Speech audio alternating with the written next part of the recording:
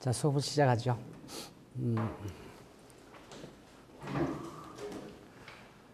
오늘은 저번 수업에 이어서 그 성장 분야를 한번 보도록 하겠습니다. 국민소득 생산함수에 의하면 그 소득 함수에 의하면 그 소득이 증가하는 현상인 성장인데 어떻게 성장하는가 그런 것들을 한번 보도록 하겠습니다. 저번 시간에 본 게 생산함수를 봤었죠. 생산함수라는 것은 생산량은 어떻게 결정되냐면 노동과 자본, 그러니까 노동과 자본이 적절히 배합해가지고 만들어지는 것이 생산이라고 그랬어요. 이런 것을 생산함수라고 그러는데 여기에 A, 알파, K, 베타, 컵다 그래서 생산함수에 의하면 노동과 자본에 의해서 그리고 A는 기술계수, 노동계수, 그 다음 자본계수에 의해서 생산량이 결정된다 그랬어요. 이 생산량을 전부 다 국가에서 집계를 하면 그러면 국민소득이 됩니다.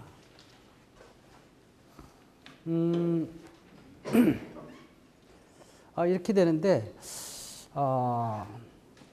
이 국민소득이 증가하는 현상을 성장이라고 합니다. 정의가. 그래서 이 거시경제학을 보다 보면 경제성장론 이런 것들이 있습니다. 성장론은 뭐냐면 국민소득이 증가하는 현상을 성장이라고 하는데 어떻게 하면 이 국민소득이 증가하는 현상을 즉 성장을 계속 지속적으로 좀 할 수 있는 것이 어떤 방법이 있겠느냐라고 다루는 것이 경제성장론입니다. 그러니까 이 생산 함수 갖고 경제 성장을 다 설명을 할 수가 있죠. 왜냐하면 국민소득이 굉장히 계속 증가하려면 어떻게 해야 되느냐? 그거야 노동이나 자본, 여기 알파, 베타, A 뭐 이런 것들이 계속 증가하면 국민소득이 계속 증가하겠죠, 그죠? 근데 경제 성장이라는 것은 국민소득이 증가하는 현상, 즉 뭐냐면 실질 소득이 증가하는 현상을 갖다 의미하는 거예요. 그런 것을 성장이라고 얘기하는데 한 번만 국민소득이 싹 증가하고 그 다음에 이 증가하지 않으면 그 성장이 멈춰버린 거죠. 국민소득이 계속 증가하지 않고 한 번만 딱 증가하면 뭐 작년에 비해서 올해가 한 번만 이렇게 딱 했다 하면 예를 들어서 한 5% 성장을 했다고 가정할게요. 국민소득이 5% 증가했다고 가정할게요. 근데 내년서부터는 만약에 국민소득 증가하는 현상이 없다. 그럼 성장이 멈춰버린 거예요. 그죠? 그럼 국민소득이 잠깐 일시적으로 증가하고 마는 거죠. 그래서 경제 성장은 성장하면 계속 매년 조금씩 자라야 돼요. 아이들이 키가 자라듯이 계속 이렇게 자라야 점점 커지듯이 그다음 이 성장도 계속 지속적으로 매년 이렇게 증가해야 된다는 거죠. 그래서 경제 성장은 보다시피 이 생산량이 증가하는 국민소득이 증가하는 여기서 국민소득이 증가하는 국민소득은 GDP를 얘기하는 거예요. 성장을 하면 GDP가 상당히 높아지죠. 국민소득이 굉장히 높아지죠.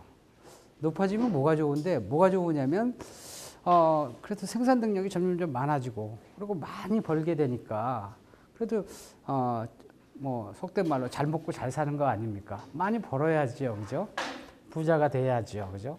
그리고 계속 생산 능력도 나고 그다음 처분할 수 있는 그런 돈이 점점 많아지니까 그러면 아무래도 잘 살지 않겠느냐라는 거예요. 경제의 그 궁극적인 목적은 국가와 국민이 잘 먹고 잘 사는 거예요. 너무 아주 속되게 얘기했나요? 좀 고상하게 얘기한다면 행복하게 사는 그런 형태죠. 온 국민이 전부 다 같이 함께 다 잘 사는 그런 국가를 만들자, 그런 국민이 되자라고 하는 것이 경제 정책의 어떻게 보면 목표예요. 경제학은 또 그렇게 하는 방법을 어떻게 하면 그렇게 할 수 있는가라는 것을 갖다가 나타내는 거고요. 이렇게 어렵게 막 이렇게 분석하는 것은 어떻게 하면 조금 더 잘 살 수 있을까? 라는 그런 것들이죠. 잘 살게 하는 가장 좋은 방법 중에 하나인 것은 많이 벌면 되죠, 뭐, 그죠? 많이 벌면 그래도 적어도 못 살진 않지 않느냐, 불행하진 않지 않느냐, 더 행복할 가능성이 상당히 높다라고 보는 거예요. 그러면 이 국민소득을 굉장히 증가시키는 어떻게 하면 경제 성장을 갖다가 굉장히 많이 할 수 있는가? 그런 것들이 하나의 과제가 될 수 있을 거예요, 그죠? 어떻게 하면 사람이 키가 크듯이 키가 쑥쑥 자랄 수가 있을까?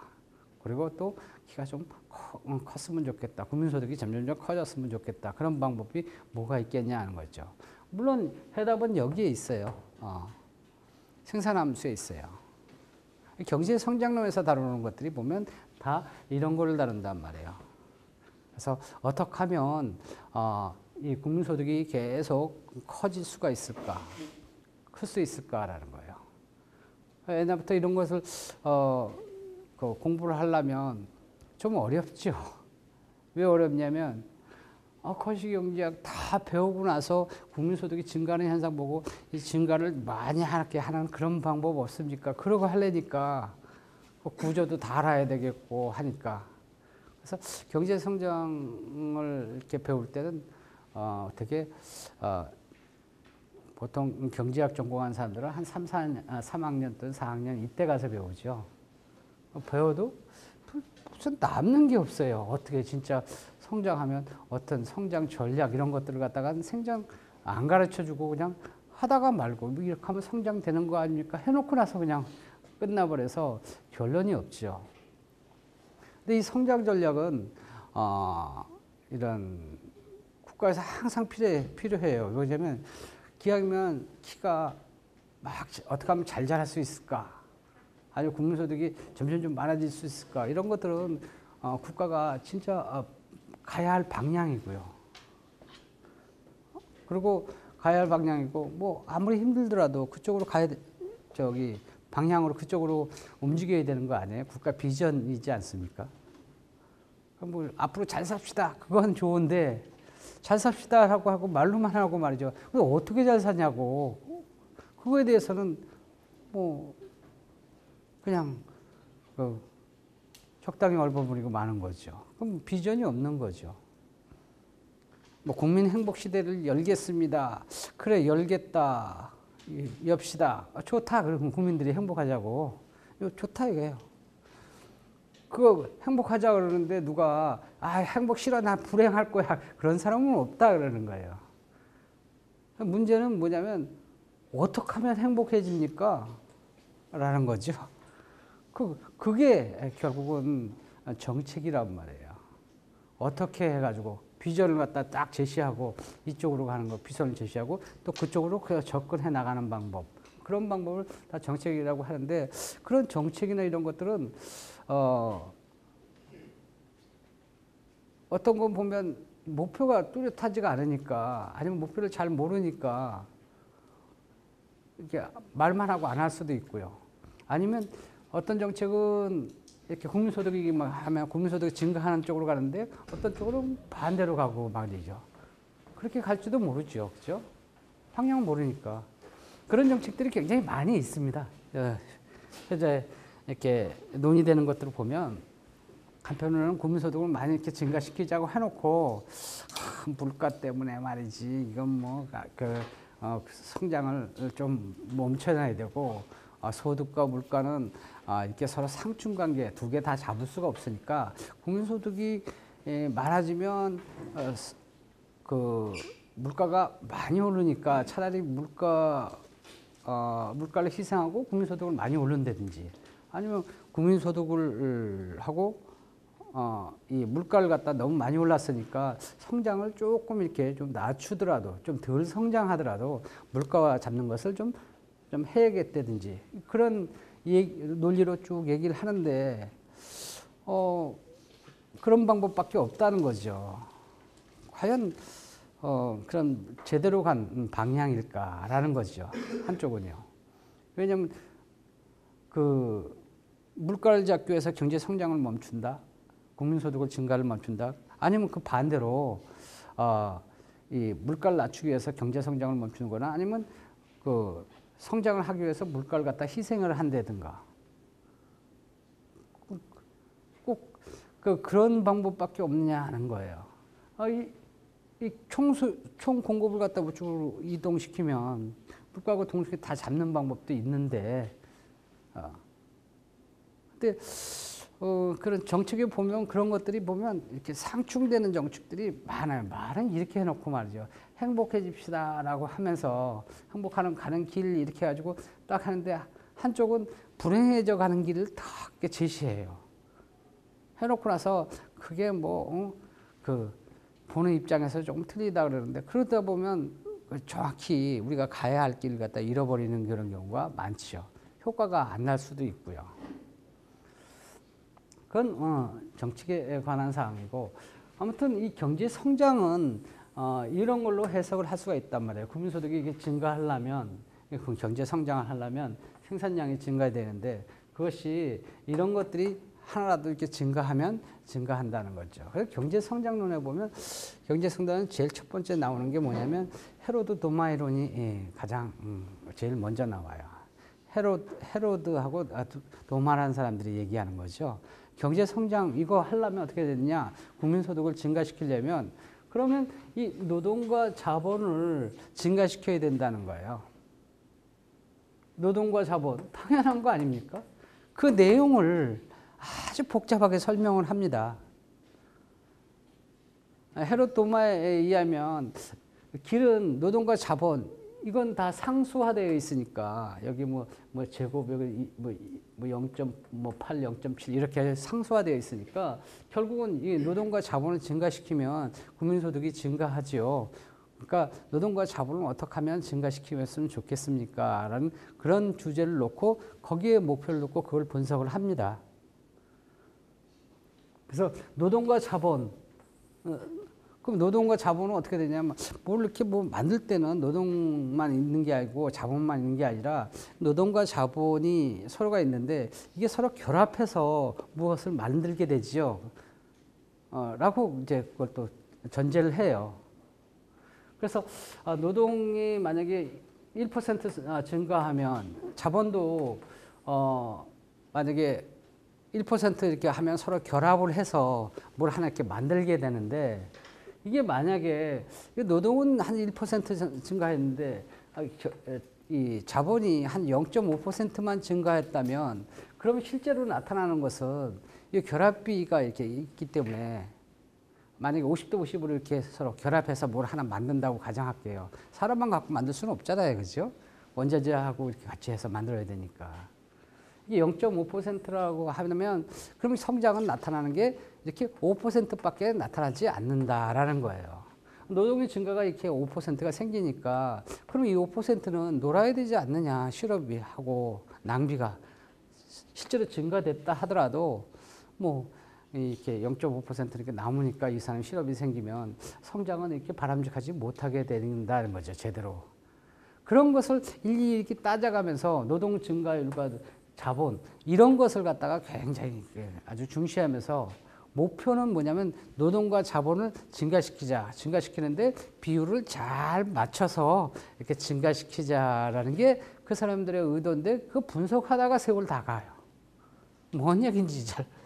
그래서 그러면 잘 비율을 맞춰서 비율을 맞춰가면서 노동과 자본을 갖다 증가하는 것이 좋다라는 거죠. 우리가 원하는 바는 사실 그런 방안이 아니죠. 그걸 한 단계 더 넘어서 그래 증가시키자 비율을 잘 맞춰서 증가시키자 좋다 그런 얘기예요. 근데 그럼 증가시키면 그 노동과 자본을 비율을 잘 맞춰서 증가시키자는데 어떻게 해야 노동과 자본을 증가됩니까? 라는 거예요. 그거는 말이 없어요. 그래서 성장의 비결 해가지고 왜 실업이 나타나는가 그런 걸 막 설명만 했지 과연 미래에 대해서 노동과 자본을 어떻게 하면 증가시킵니까? 어떻게 해야 노동이 증가되고 자본이 많이 증가됩니까? 그거는 말이 없단 말이에요. 그 내용이 헤로드 도마 이론이에요. 헤로드 도마의 경제 성장이에요. 이 경제 성장론이 어떻게 보면 뭐 전략을 가르쳐도 전략은 정작 안 가르쳐주고 거기에 대한 분석만 한단 말이에요. 그 분석하는 게 보다시피 좀 까다로워야죠. 아까 뭐 비율도 맞춰야 되고 뭐 같이 이렇게 증가를 해야 되고 하니까. 그래서 경제 성장론을 보면 참 공부하기가 어려워요. 내용은 그 내용이에요. 그 내용을 뭐 이렇게 증가율을 갖다가 뭐 구하려고 하니까 뭐 미분도 좀 해야 되고 뭐 해야 되고 아주 골치 아픈 그런 상황이 되죠. 또 금소득 증가율로 하니까 그냥 미분해서는 안 되고 뭐 로그를 해가지고 미분해야지 증가율이 나오거든요. 성장률이 나오거든요. 그러니까 뭐 그다음 이게 지수 함수로 돼 있으니까 지수 함수로 돼 있는 것을 갖다가 끄집어 가지고 이거 미분하려니까 이 미분이 이게 장난이 아니에요. 지수 함수는요, 그죠? 그러니까 수치를 보면 막 복잡한 수치로 쫙 돼 있는데 이게 뭐 하자는 얘기인지 이해가 잘 안 되죠. 그래도 공부를 열심히 해서 이렇게 이해가 다 된다 하더라도 답은 뭐냐면 노동과 자본을 갖다가 비율을 잘 맞춰서 많이 증가시키면 성장합니다. 그러니까 어떻게 하라고? 앞으로 노동과 자본을 많이 증가시키세요. 그 대신 비율을 잘 맞춰서 증가시키세요. 그런 교훈을 얻어낼 수가 있죠. 고전학파에 있는 사람들은 그런 쪽의 경제 성장을 합니다. 그런데 이 노동과 자본을 증가시키는 그런 것들이 이게 한계에 이르게 됩니다. 왜 이르게 되냐면 이 노동에 대한 증가율, 그다음 자본에 대한 증가율, 이것들은 매번 계속 증가를 시켜야 되겠지만 그게 뭐 안 좋을 때도 있을 거 아니에요, 그죠? 그러니까 한국의 상황을 보면 노동과 자본 이거 증가율이 어느 정도 한계가 굉장히 많이 일어났죠. 노동의 증가율을 갖다가 계속 증가하는 그런 상황이 된다면 한국 경제를 본다면 지금 노동의 증가율이 이거 참 어렵단 말이에요. 왜 그러냐면 뭐 사람을 자꾸 이렇게 증가시키는데 뭐가 어렵냐? 한국에는 저출산 국가입니다. 세계 제1의 저출산 국가예요. 애를 안 낳아요. 저출산이 많이 이렇게 벌어지고 있죠. 저출산이 뭐 있으면서, 그러니까 2000년대 들어와가지고 이거 큰일 났습니다 할 정도로 뭐냐면 한국은 저출산 국가예요. 저출산 고령화 시대라 그러죠. 저출산, 애를 안 낳는 그런 상황이에요. 애를 안 낳으면 어떻게 되느냐? 애를 어느 정도 낳느냐? 1.16명이에요.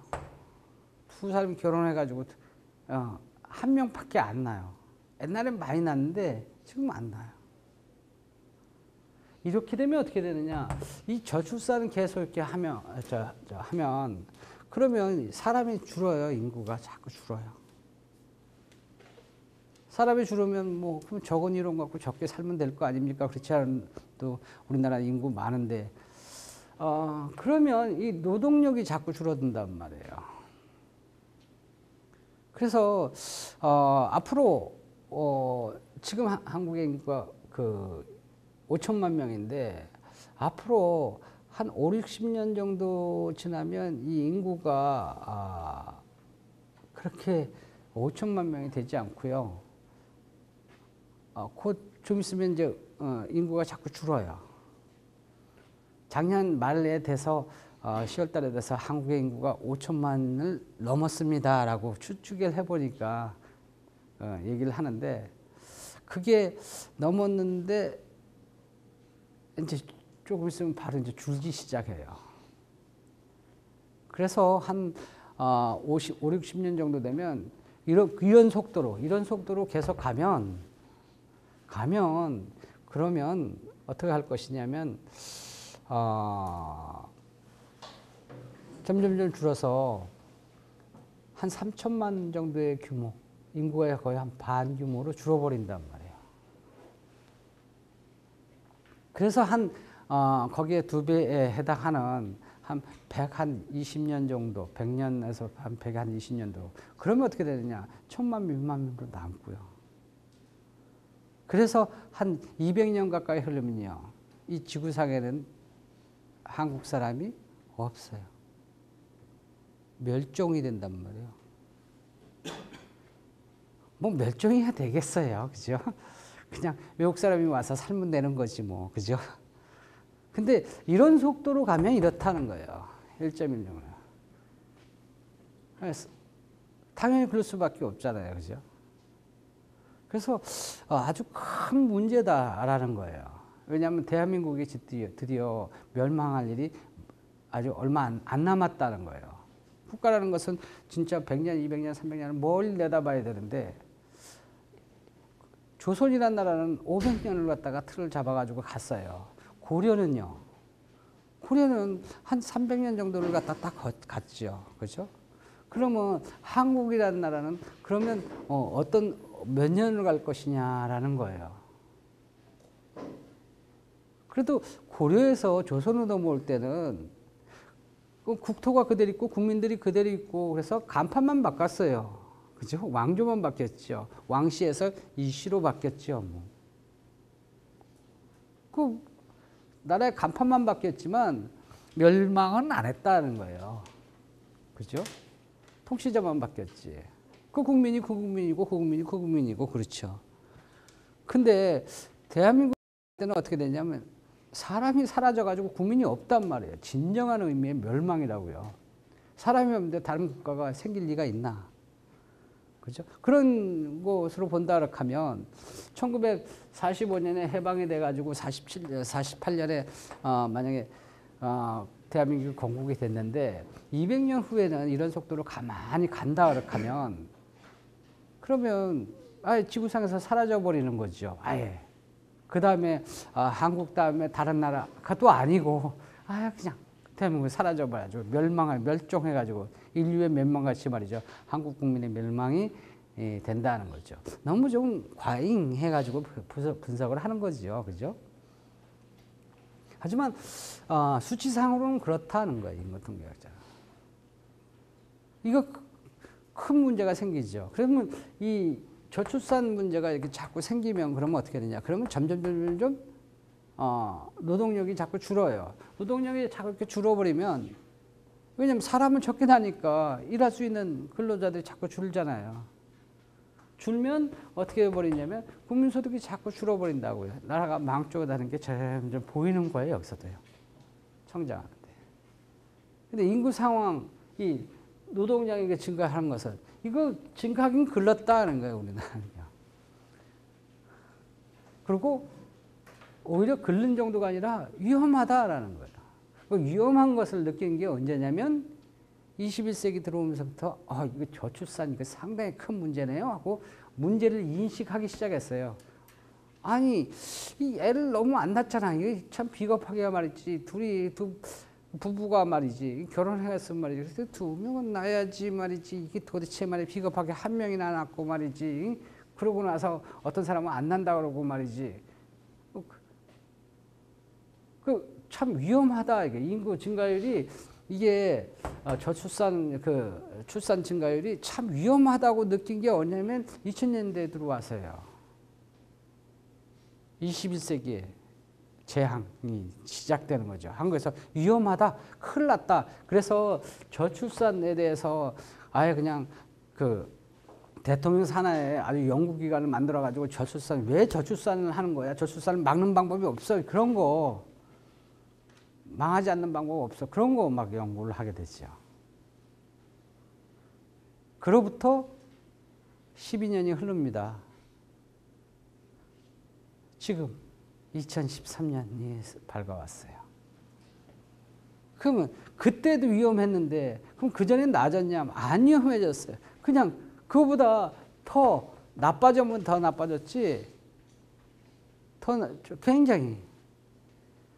그럼 그로부터 15년, 12년이 흐른 그런 상황에서 그때 21세기에 처음 태어난 그 아기가 저출산에서 뭐 잘 안 태어나지만 뭐 아슬아슬하게 태어났어요. 태어나면 걔네들이 어디에 가 있냐면 지금 12살이니까 초등학교, 중학교 이런 형태로 갔을 거다. 그런 얘기예요. 그죠? 안 낳는 사람이. 그러면 이 초등학교 인구가 상당히 모자랄 거? 그렇죠. 없어요. 초등학교 학생들이요. 요새 한 클래스가 35명? 네. 35명? 37명? 하여튼 40명이 안 넘어요. 왜 40명이 안 넘을까? 교실을 많이 재서 그런가? 뭐 그럴 수도 있겠죠. 그죠? 하지만 근본적으로 학생들이 없는 거예요. 초등학교에 가르칠 애들이 없는 거라고요. 그러니까 그냥 널널하게 하죠. 제 때는 초등학교 한 반이 저는 90명이었어요. 말만 90명이지 보면 맨날 90명은 넘었어 한 반에. 교실 크기는요. 똑같지 뭐. 그리고 매일 조그맣죠. 거기에 90명씩 살았어요. 하기야 저희는 베이비붐 세대예요. 베이비붐 세대인데 90명씩 해가지고 18반까지 있었어요. 1학년부터 6학년까지 있죠. 6년. 초등학교에 대한 학교 인원이 얼마냐? 이게 계산하면 10,000명이 넘어요. 제가 고려대학교 밑에 그 밑에 홍파국민학교, 홍파초등학교를 거기를 다녔는데 학생 수가 10,000명이 넘어요. 고려대학교는요. 저희 학교 조그맣죠, 뭐. 초등학교가 크면 얼마나 크겠어요, 그렇죠?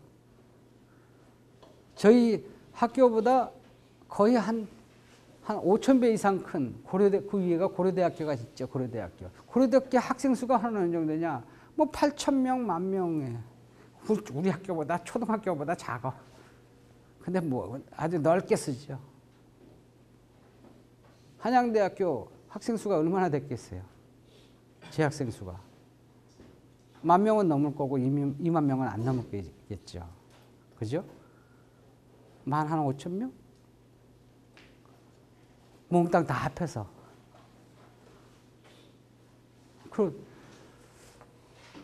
아주 이렇게, 그 당시엔 베이비붐 세대였었죠. 그런데 이게 상황이 이렇게 바뀌었단 말이에요. 저출산으로. 저출산 상당히 큰 문제죠. 그러니까 애를 안 낳는단 말이에요. 애 안 낳으면 인구가 이렇게 줄어버려요. 특히 줄여버리는 것 중에 여기 노동력을 갖고 있는 이 사람들은 예를 들어서 노동력을 갖고 있는 사람, 예를 들어서 15세 이상에 있는 것을 경제활동 인구라 그래요. 15세 이상 되는 사람들이 앞으로 적어진다고. 적어졌다고요. 점점 적어진다고요. 그럼 노동력이 자꾸 줄어드는 거죠. 일할 사람들이 자꾸. 물론 뭐 모자라면 뭐 수입도 좀 해오고 뭐 그렇게 하면 되죠. 그렇죠. 뭐 그렇게 할 수밖에 없죠. 뭐 없으니까. 그러니까 산업연수생도 받고 뭐도 받고 막 가는 거예요.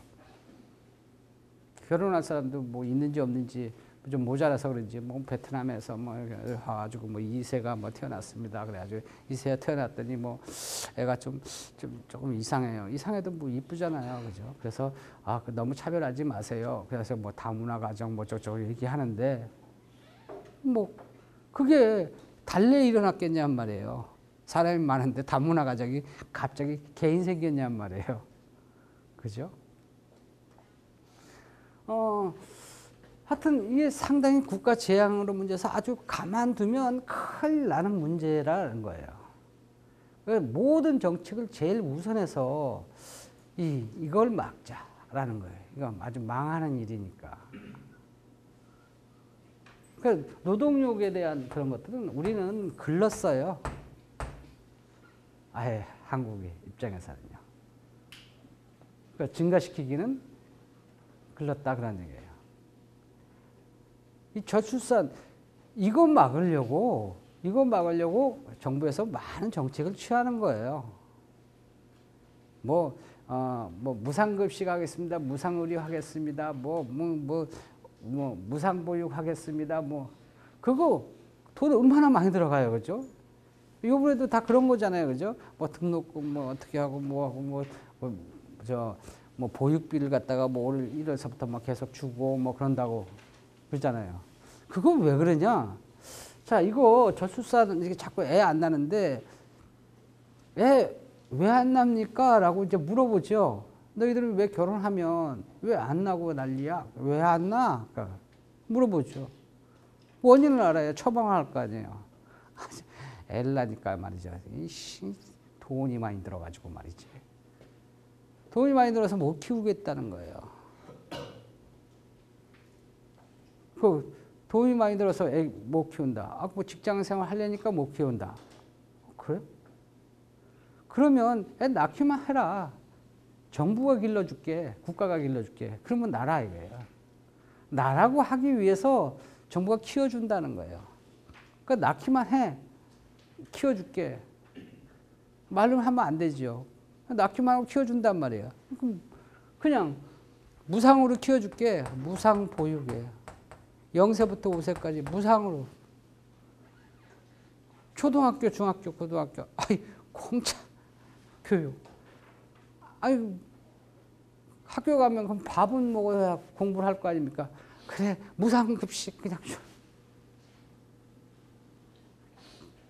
지금 복지정책이 다 그쪽으로 가는 거예요. 지금 거의요. 지금 막, 뭐 복지정책이 보면 이게 뭐냐면 이거 애를 낳게 하기 위해서 계속 움직여야 하죠. 그러면 그렇게 돈을 많이 퍼붓고 노력을 많이 하면 그러면 애를 낳아야 될 거 아니에요. 그죠? 지금 현재 상황도 이렇단 말이에요. 1.16명에서 1.19명에서 빙빙 돌아요. 아, 돈을 그렇게 많이 퍼붓는데도 말이지. 그렇게 막 한다 그래도 이거 뭐 개선이 되지 않아요. 정책이 먹혀 들어가지 않아요. 그 목적은 뭐겠냐? 목적은 뭐냐면 애를 낳도록 해야 되는 거죠. 그러니까 또 뭐 하여튼 희한한 현상이 계속 벌어지는 거야. 하여튼 이 정책은 무상보육에 무상보 해가지고 돈을 수십조 원 그 사회복지 예산으로 그냥 뭐 100조가 넘는 돈을 갖다가 막 퍼부어도 소용이 없어요. 먹혀 들어가지도 않으면서 계속 애는 안 낳고 있어요. 그러면 이렇게 우린 돈을 이렇게 퍼붓고도 앞으로 한 2, 3년 후면 그냥 한 10년에 한 번씩 한 1,000만 명씩 다 없애버리면서 사는 수밖에 없죠. 그래가지고 나중에 그냥 뭐 멸망을 하든지 망하든지 그렇게 할 수밖에 없죠. 돈은 돈대로 쓰고. 심각한 문제. 이건요. 전쟁하는 것보다 더 하단 말이에요. 전쟁 안에 있는 사람이 죽는 거죠. 이거는 아예 그냥 태어나지도 못하게 만들어 놓으니까. 그게 어떻게 하면 잘 태어나게 할까? 그걸 많이 신경을 써야죠. 그죠? 그리고 이거는 모든 과제에 우선을 한 겁니다. 국가에서도 아주 각오를 했어요. 돈이 얼마나 들더라도 이거는 해야 한다라고 하죠. 그래서 무상보육을 하는 거예요. 무상급식을 하는 거예요. 애 낳기만 하세요. 내가 병원비도 드릴게. 라고 해도 얼마나 주는데 무상보육하면 얼마 주는데 그 애 낳아가지고 한번 길러준다며 얼마 줄 텐데 한 달에 10만 원 현금으로 드리면 10만 원 유치원 가면 30만 원까지 보조해 드립니다. 그럼 애가 태어나서 있으면 그게 한 달에 30만 원만 쓰냐고 10만 원만 쓰냐고 애 한번 낳아서 이렇게 딱 길러보면 말이죠. 그놈이 들어가는 돈이 한 달에 순수하게 100만 원이 넘어요. 집값, 집세 안 받고, 그놈 자식이 먹는 것도 말이죠. 그냥 고급으로 먹어요. 그냥 분유 아주 좋은 것만 먹고요. 그리고 뭐 이렇게 툭 하면 아파, 그냥. 병원에 아주 부지런히 가요. 그러니까,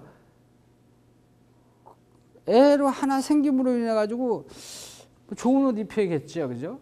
뭐 그러다 보니까 애가 딱 나면 기본적으로 애 하나 딱 나오면 말이에요. 그냥 100만 원 그냥. 낳는 김에 그냥 쌍둥이로 낳았다. 그러면 그냥 한 200만 원. 딱 기본적으로. 그게 현실이죠. 그거 하나에 100만 원씩 들어가는데 이거 애 낳아가지고 말이죠. 정부에서 최대 30만 원 하면 70만 원 적자잖아요. 그죠? 뭐 조금 도우면 되겠죠. 그렇다고 30만 원 받자고 애 낳는 사람은 없을 거. 그죠? 그러니까 안 낳죠. 안 낳는 거예요. 안 낳고 못 낳고 하는 거예요. 못 낳는 이유는 뭐냐면 아니 뭐 어차피 나중에 뭐 나면 뭐 하나만 낳을 건데 뭐 하니까 결혼을 늦게 해요. 결혼 연령이 쭉 뒤로 밀려가요. 요새는 다 30이 넘어서 결혼한다 그러잖아요. 그죠? 아이 뭐 30 보통 한 30 만약에 30에 결혼하면 야 뭐 아유 뭐 결혼 일찍 하네 뭐 이런 생각들 하죠. 그죠? 여자 나이도 한 40 되면 뭐 결혼 늦게 했다는 얘기는 안 해요. 그냥 뭐 정년기네 뭐 이렇게 하죠. 20 그냥 7, 8, 뭐 9 이런 데 하면 말이죠. 아이고 뭐하러 그렇게 시집 일찍 가? 결혼을 하면 이거 완전히 그냥 너무 빨리 가네 그러죠. 요새 다 선 넘어서 가요.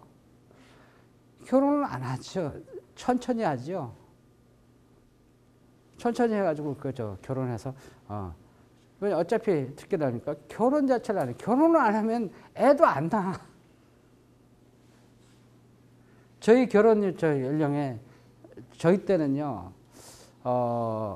남자들이 보통 한 25살부터 27살 그때가 제일 결혼 연령이에요. 여자들은 22살, 23살 이때가 가장 결혼 정년기였었어요.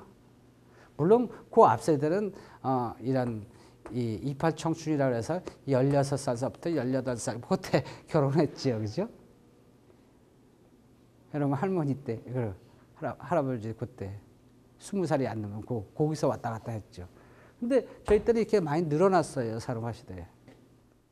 그래서 저는 25세, 27세 이렇게 돼가지고 조금 늦게 공부 좀 하느라고 조금 늦게 결혼하느라고 해가지고 결혼한 게 28에 결혼했어요. 저희 와이프는 그러면 한 2, 3살 돼야 되는데 좀 늦어가지고 저보다 한 살 많은 27이에요. 완전히 노처녀 이제 간신히 그냥 구제받은 거죠. 뭐 그냥 그런데 그런 거를 잊고 살더라고. 완전히 그 폐기 처분되는 그 노처녀 딱 봤죠. 근데 지금 이 나이는요, 이거 결혼 연령이 아니란 말이에요. 뒤로 갔죠. 결혼을 안 하는 거예요.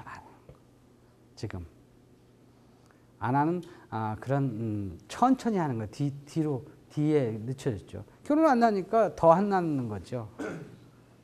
그런 풍조가 물론 이 사회생활을 갖다 계속 하기 위해서 하는 거겠죠. 그럼 뭐 군대를 좀 줄여주면 좀 낫나 뭐 그런 이유로 해가지고 군대를 갖다가 3년을 했다 2년으로 푹 줄여놨는지 모르겠지만 그것도 2년도 너무 많다 그래가지고 지금 1년 6개월을 줄이려고 막 발버둥 치고 있습니다. 제대 일찍 하고 나면 뭐 빨리 그냥 결혼하겠지. 안 한다고 군대 일찍 갔다 가지고 노느라고. 그래도 30이 넘어서 결혼하면 다행인 게 안 하고 살아야 막 이러고 버티고 그리고 뭐 결혼 뭐 안 할 수 있으면 안 하고 말이죠. 뭐 그냥 뭐 혼자도 뭐 싱글로 뭐 살지 뭐 싱글이 어때서 막 결혼을 안 한다는 그것은 애를 안 낳겠다는 그런 의도를 갖고 있는 거거든요. 30이 넘어서 하면 다행이죠. 안 하죠. 그런 거 안 하는 나라가 아주 유명한 나라가 프랑스가 그렇죠. 그죠? 거기는 그냥 뭐 결혼은 무슨 결혼이야. 그냥 유럽은 대충 그래요. 뭐 결혼식 뭐 별로 그렇게 중시하지 않죠. 그냥 이렇게 살다가 살아보고 뭐 그러고 나서 살면 그냥 살아요. 다. 하다가 언제 결혼식을 하냐면 우리가 애가 필요하지. 그럼 애 필요하면 그래 애 한 낳아야겠지. 그래 난다. 그럼 애 낳자. 애 낳으면 그러면 애가 이게 누구 이름으로 해야 되느냐 아니 뭘 해야 되냐 그 애가 이제 좀 불분명해지잖아요. 그러면 결혼식을 올려서 결혼신고를 딱 해요. 그래서 외국 영화 보면 이렇게 배불러서 이렇게 하는 사람도 많이 있고요. 그냥 되게 대충 살죠. 결혼은 안 해요. 결혼 안 하면 또 애도 또 안 낳죠.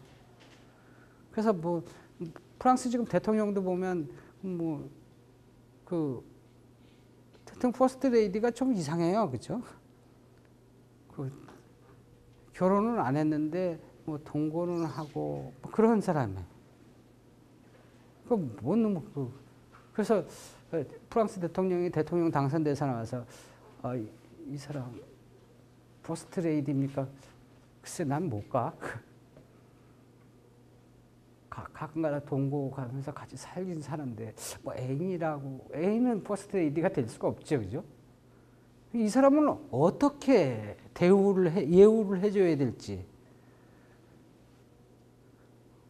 그것도 뭐 나이가 젊은 것도 아니고 나이 많고 그러죠.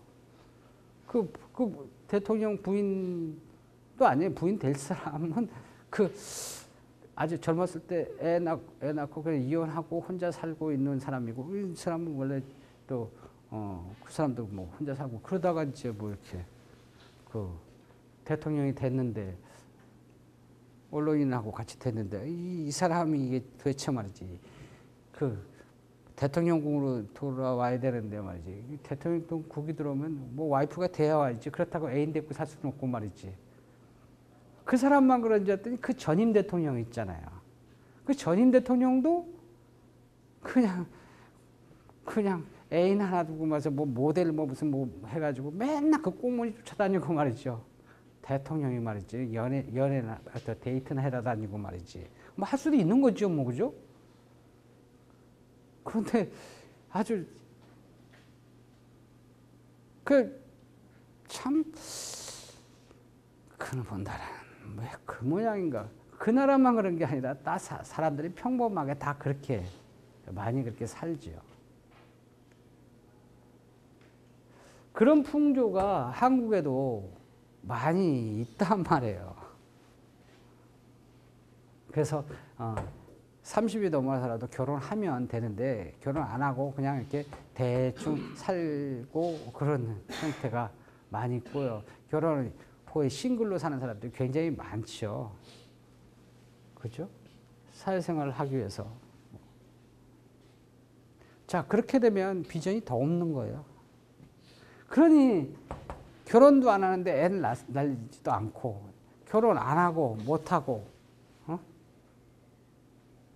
그 결혼 어떻게 하더라도 애도 안 낳고 뭐 그러니까 완전히 비전이 없죠. 뭐. 돈 아무리 퍼부어야 뭐 소용없어요. 차라리 무상보육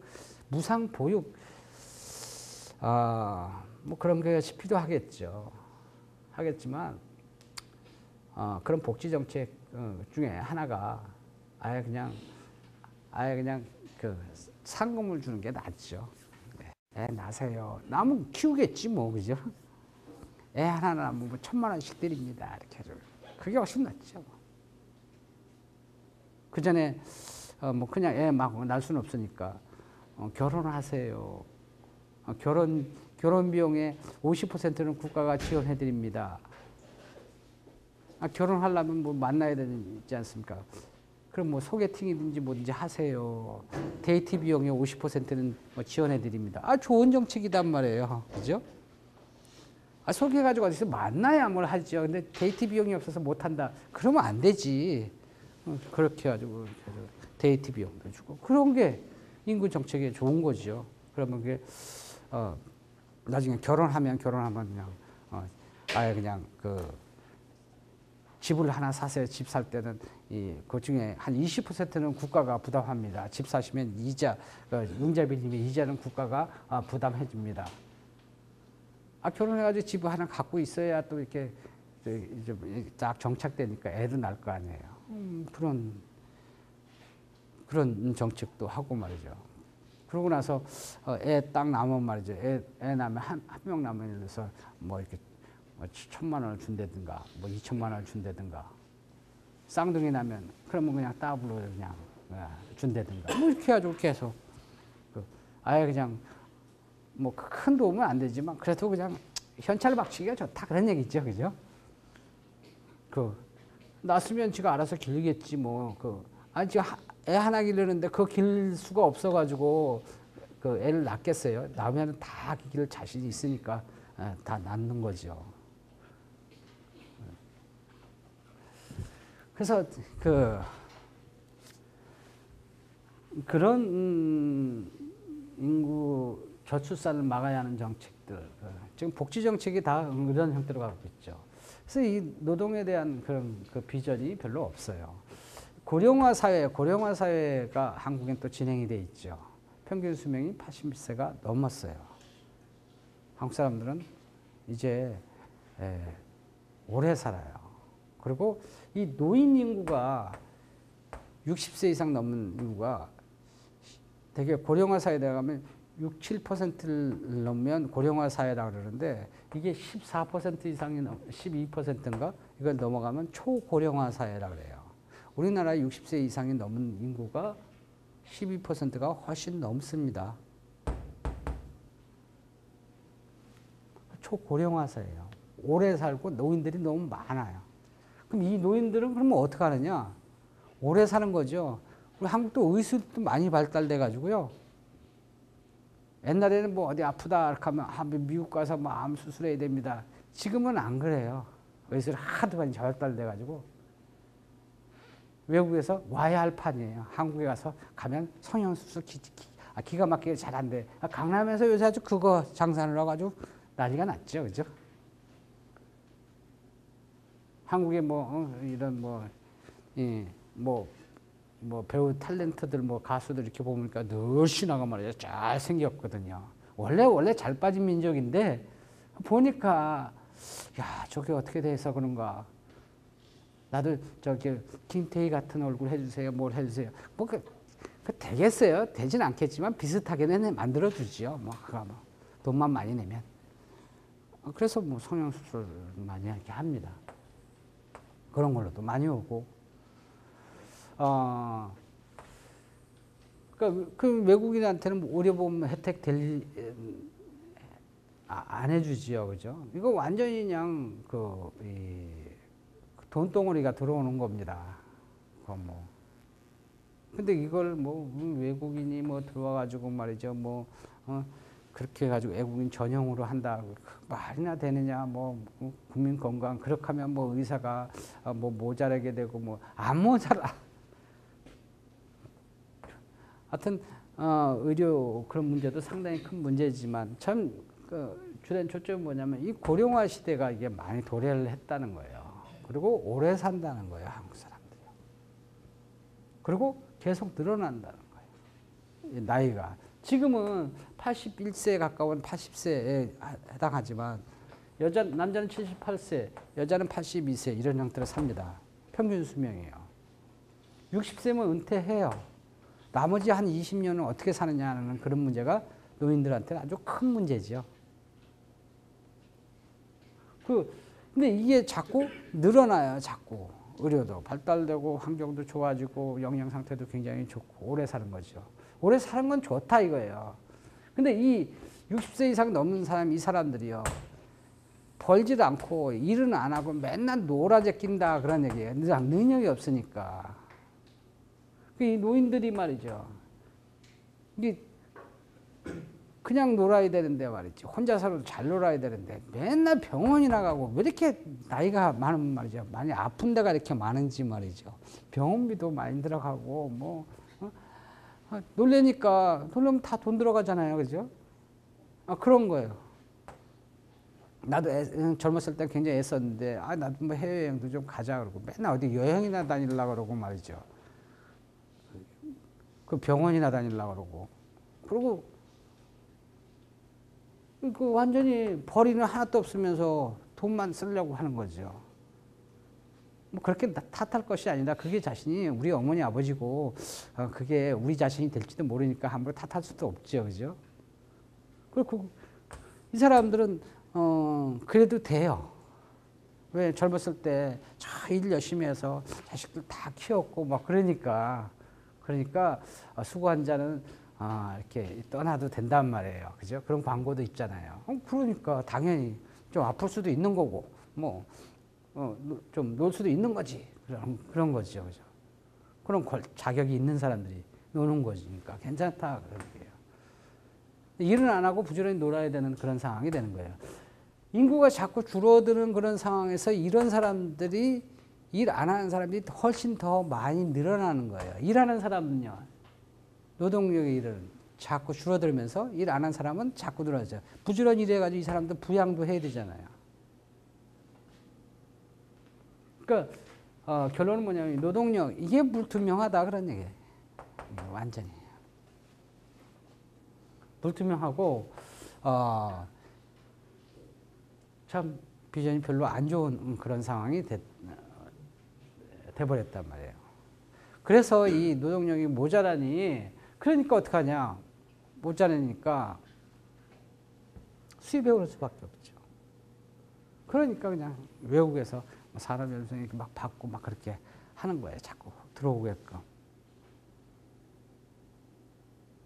한국 여자들 애 안 낳는다니까 그냥 외국 여자들 대충 그냥 짝 맞춰서 그냥 이렇게 살게끔 하는 거고 일하는 사람이 없으니까 외국에서 자꾸 들어오는 거죠. 그러다 보니까 뭐 영화에서 나오는 뭐 반가반가에서 나오는 뭐 그런 뭐 사장님 미워요 뭐 그런 사람도 나오는 거고 계속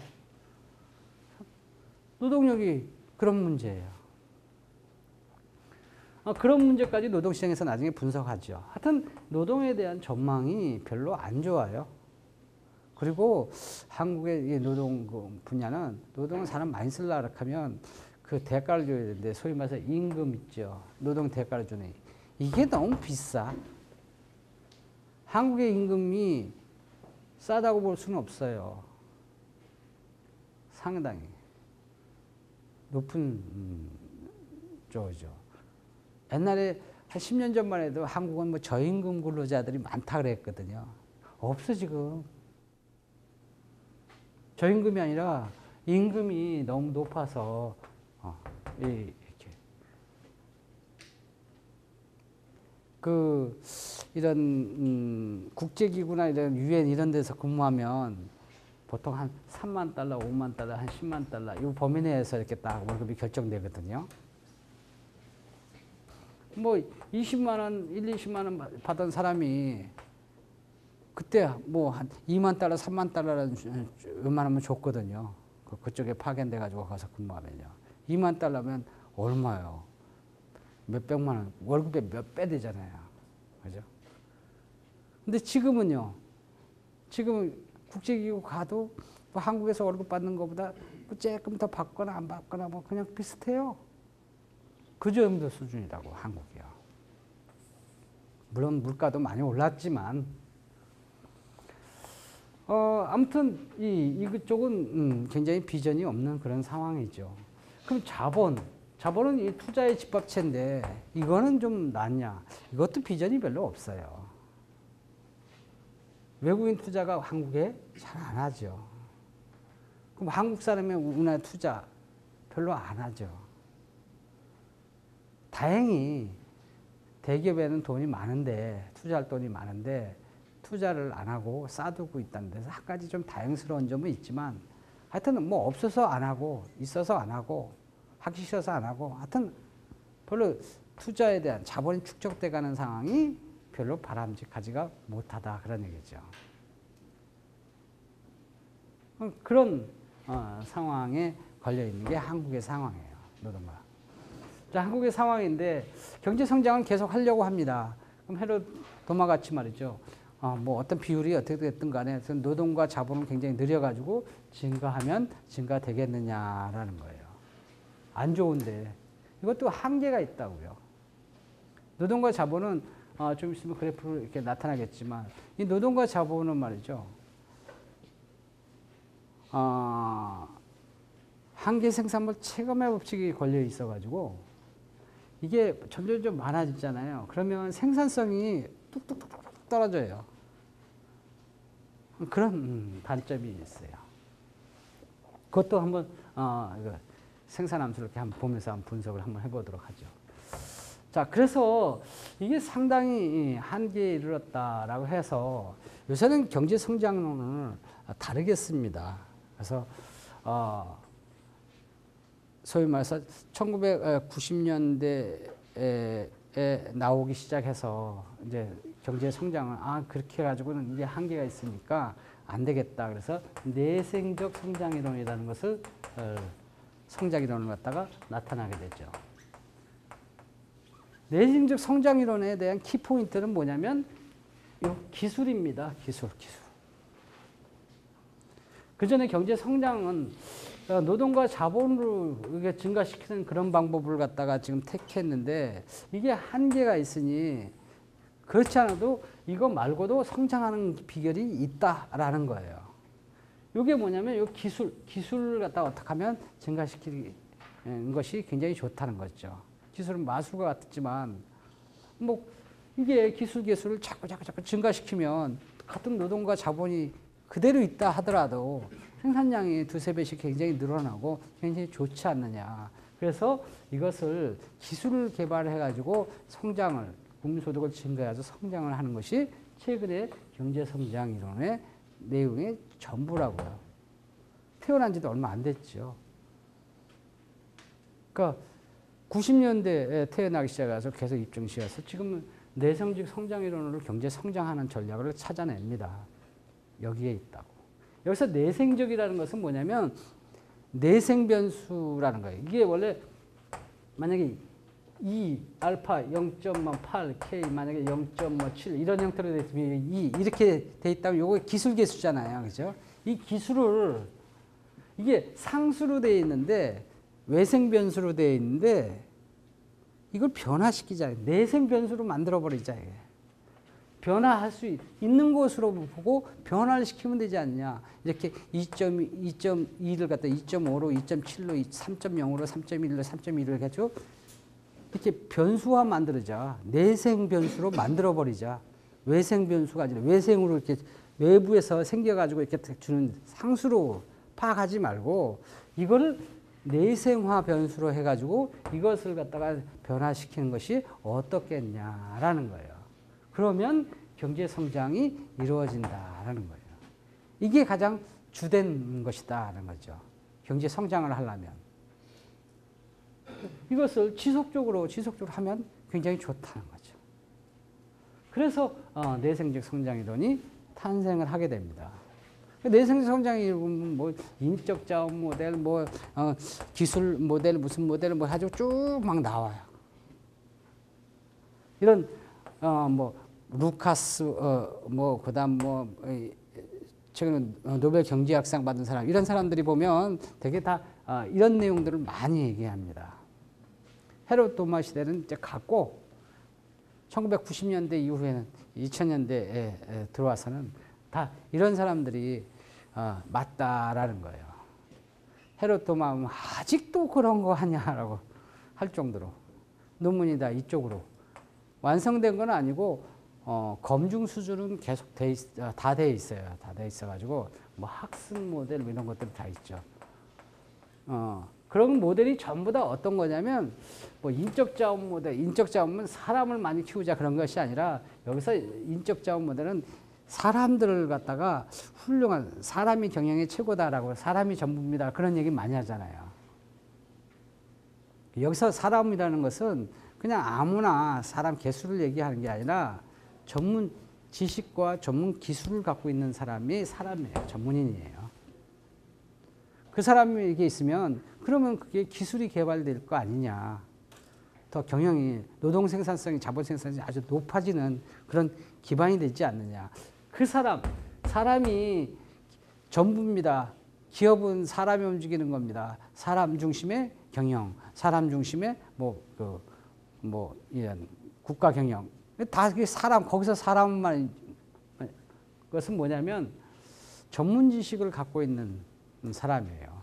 기술을 창조할 수 있는, 기술을 개성시킬 수 있는 그런 사람이에요.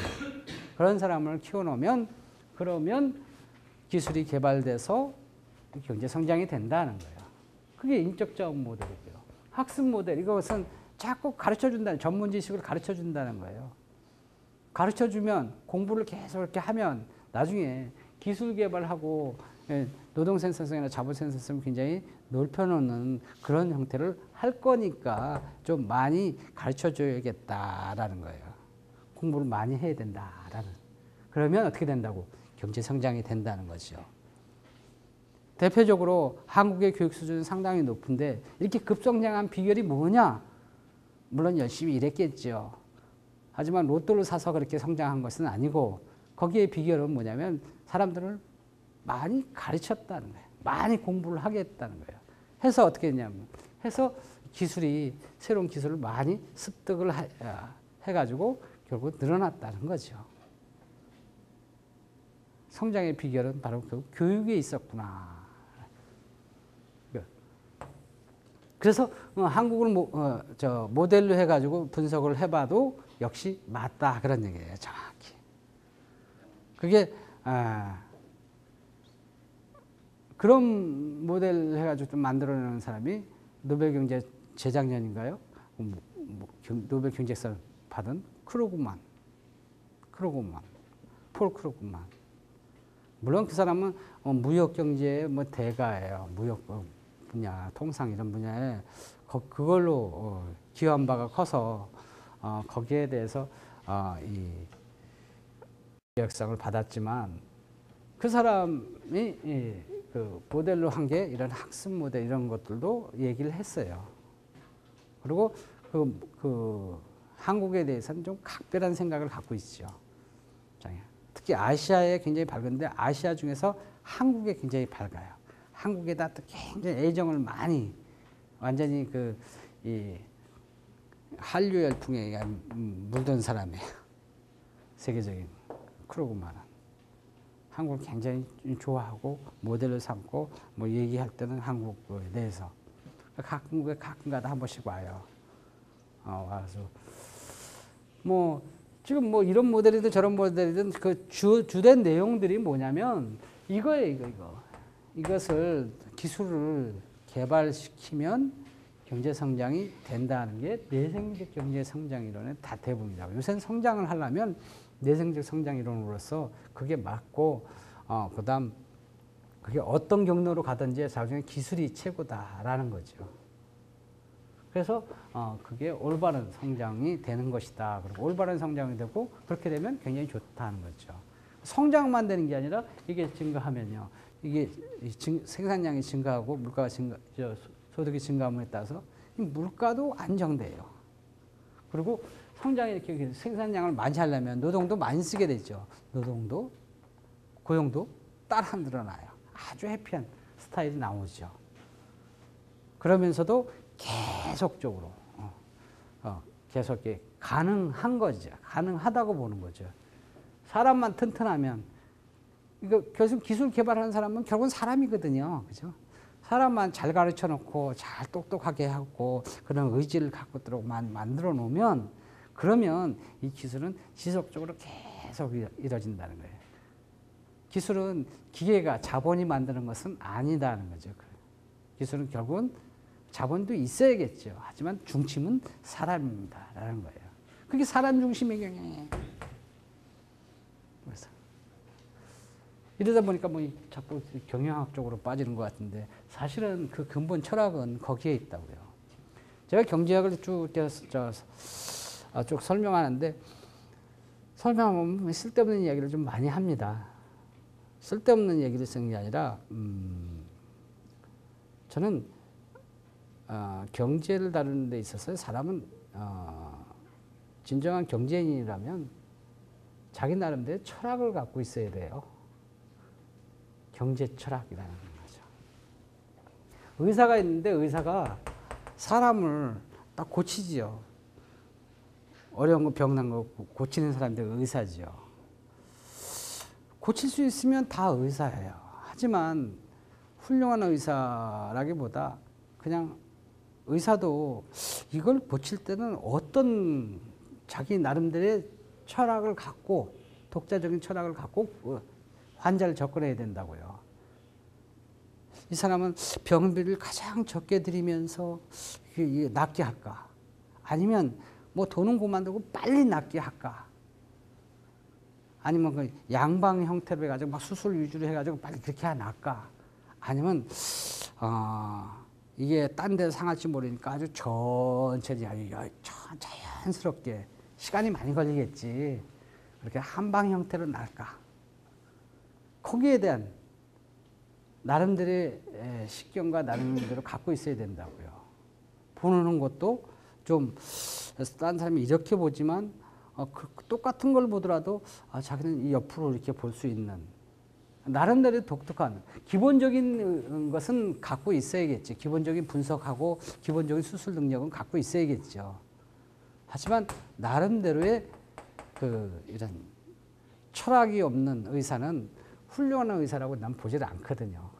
사람은 그런 정도는 갖고 있어야죠. 훌륭한 전문가라면. 그래서 사람이 어떻게든지 낫게 해야 한다. 뭐 그런 철학을 갖고 있는다든지. 안 그러면 사람을 위해서 나는 돈을 많이 벌어야 된다. 뭐 무조건 돈 버는 데만 신경하고 사람 뭐 죽든지 말든지 네 맘대로고 그거는 뭐 그런 철학도 하나의 뭐 자기 나름대로의 생각을 갖고 있을 거 아니에요. 그죠? 어려운 사람들은 멀리 인수를 넓게 펼쳐야 한다. 어려운 사람 위주로 그렇게 가는 사람도 있고요. 환자를 하나 보더라도 이것을 진짜 저 환자를 고통을 줄여줘야 되나 비용을 줄여야 되나 아니면 비용과 고통을 동시에 다 줄여주면 다 좋겠는데 그게 안 된다면 어떻게 접근해야 할까? 수술할까? 아니면 그냥 시술만 간단하게 할까? 그런 거에 대한 보는 시각에 대한 자기 철학을 갖고 있어야 돼요. 경제학을 하는 사람이 이 사회 현상을 파악하는 사람이 세상 돌아가는 것을 파악하는 사람이 그게 잘못됐으면 파악하고 구경만 하면 훌륭한 경제학자가 아니죠. 학자니까 경제만 제대로만 가르쳐주면 뭐 학자로서 임무가 끝나는 거 아닙니까? 뭐 그럴 수도 있겠죠. 의사들은 그럼 의대생만 잘 가르치고 끝나는 게?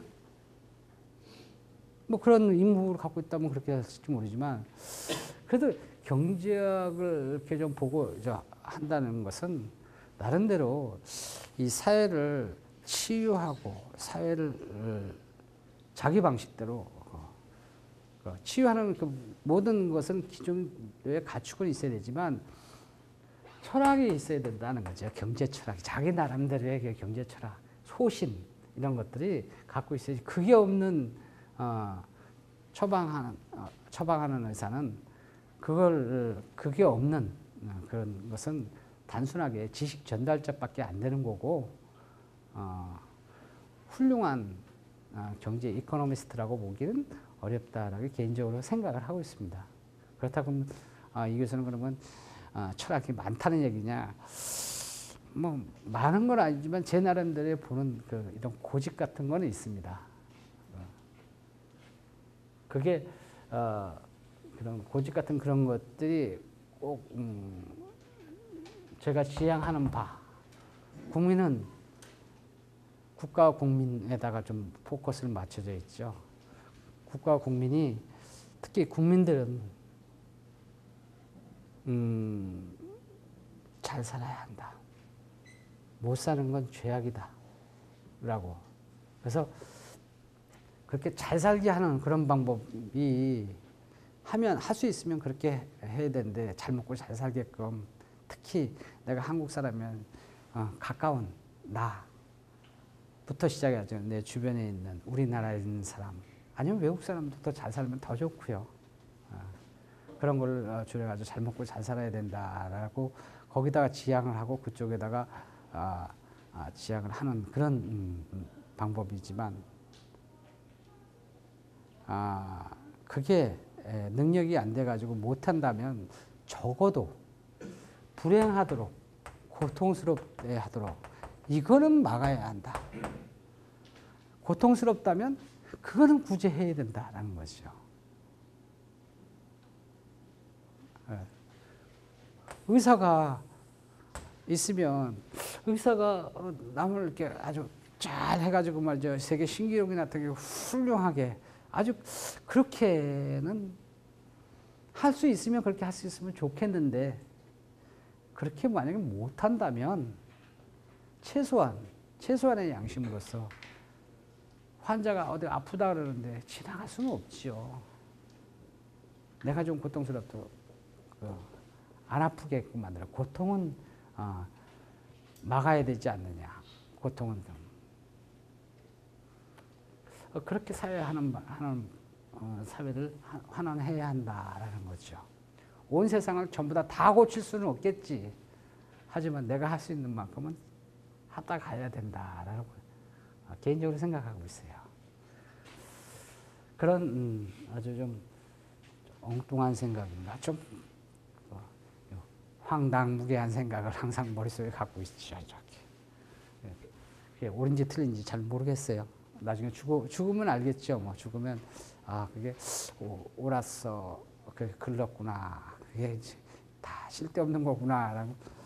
뭐 죽고 나서 뭐 또 후회해봐야 소용없지만 인생 누가 다 어떻게 다 알겠어요. 그렇죠? 제 개인적인 생각이에요. 지금 경제 성장은 이런 현상으로 그러니까 국민소득을 증가 계속 시키려고 하면 뭐 노동과 자본 이런 것에 의해서 영향을 쭉 받아가지고 쭉 올라가게끔 할 수 있는 그런 방법을 찾아내는 거예요.